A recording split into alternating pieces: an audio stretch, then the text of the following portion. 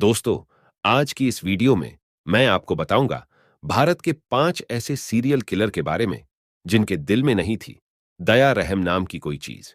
इनमें से एक सीरियल किलर ऐसा भी है जिसके डर से कांपते थे अंग्रेज भी। इस तरह की नई नई फैक्ट वीडियो देखने के लिए चैनल को जल्दी से सब्सक्राइब कर लें और साथ में बेल आइकन प्रेस करना ना भूलें, जिससे कि नई वीडियो का नोटिफिकेशन तुरंत मिल सके। चलिए अब जानते हैं इन सीरियल किलर के बारे में।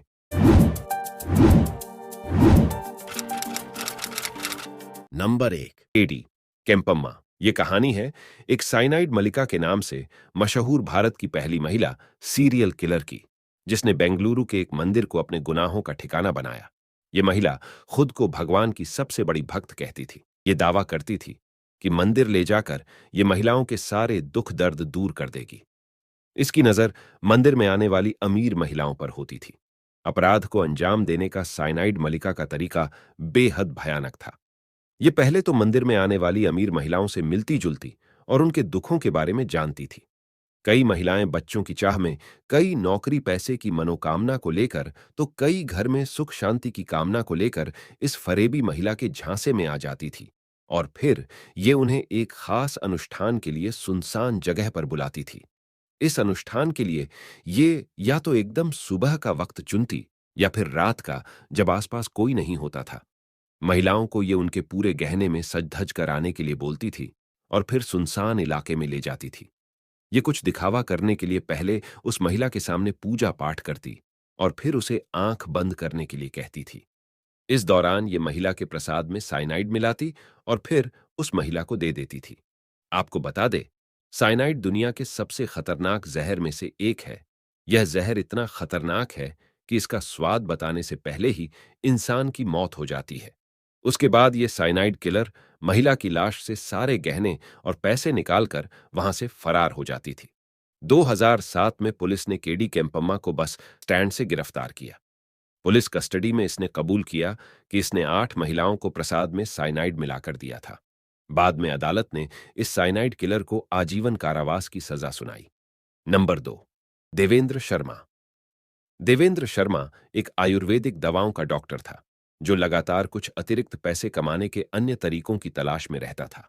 उसने पैसे कमाने का एक तरीका अपनाया, जिसमें वह पहले तो टैक्सी बुक करता था, बाद में उस ड्राइवर को मार देता था और कार को चुरा ले जाता था। इसी तरह उसने कारों को चुराया और लगभग 40 ड्राइवरों को मार डाला।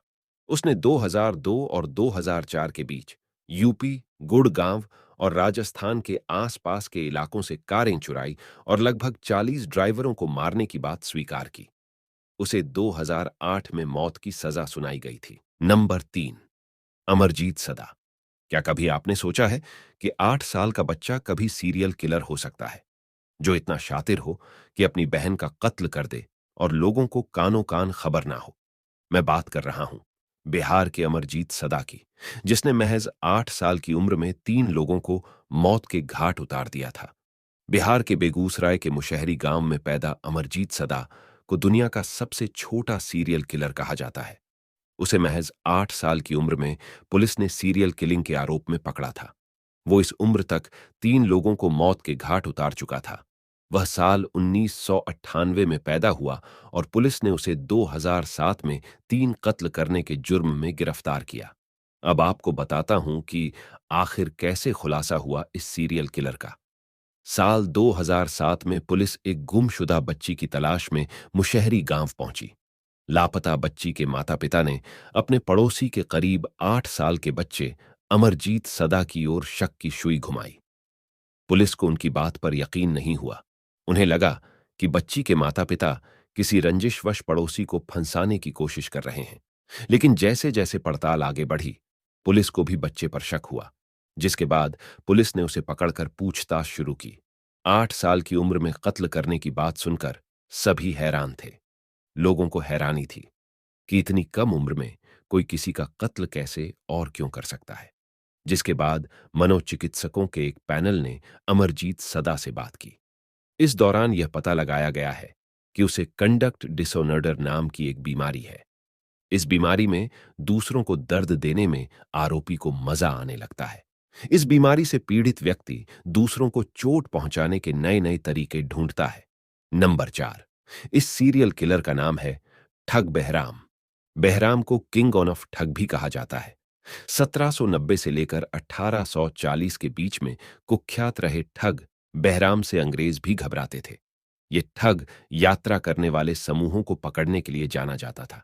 वो निर्दोष पीड़ितों का सामान लूटने से पहले उनका गला घोंटने के लिए अपने रूमाल का इस्तेमाल करता था। बहराम के खौफ से दिल्ली से लेकर ग्वालियर और जबलपुर तक व्यापारियों, पर्यटकों, सैनिकों और तीर्थयात्रियों ने रास्ते पर चलना ही बंद कर दिया था, क्योंकि उनका पूरा का पूरा काफिला ही रहस्यमय तरीके से रास्ते से गायब हो जाता था।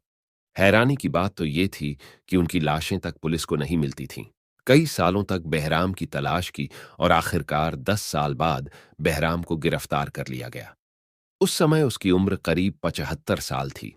ऐसा माना जाता है कि बहराम ने 931 से अधिक लोगों की हत्या की थी, लेकिन उसने केवल 125 लोगों की हत्या करना कबूल किया था।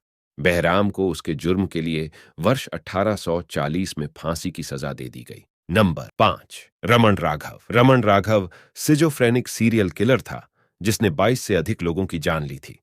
रमन राघव, जिन्हें पाइस्को रमन भी कहा जाता है, 1960 के दशक में मुंबई की झुग्गियों में रहने वालों को आतंकित करने के लिए जाना जाता था। वह अपने पीड़ितों को मारने के लिए लाठी का इस्तेमाल करता था। जब उसे गिरफ्तार किया गया, तब उसने 24 लोगों की हत्या करने की बात कबूल की। हालांकि उनका कबूलनामा इस तथ्य को देखते हुए अत्यधिक संदिग्ध था कि वह मानसिक रूप से स्थिर नहीं था। 1995 में किडनी फेल होने से उसकी मृत्यु हो गई।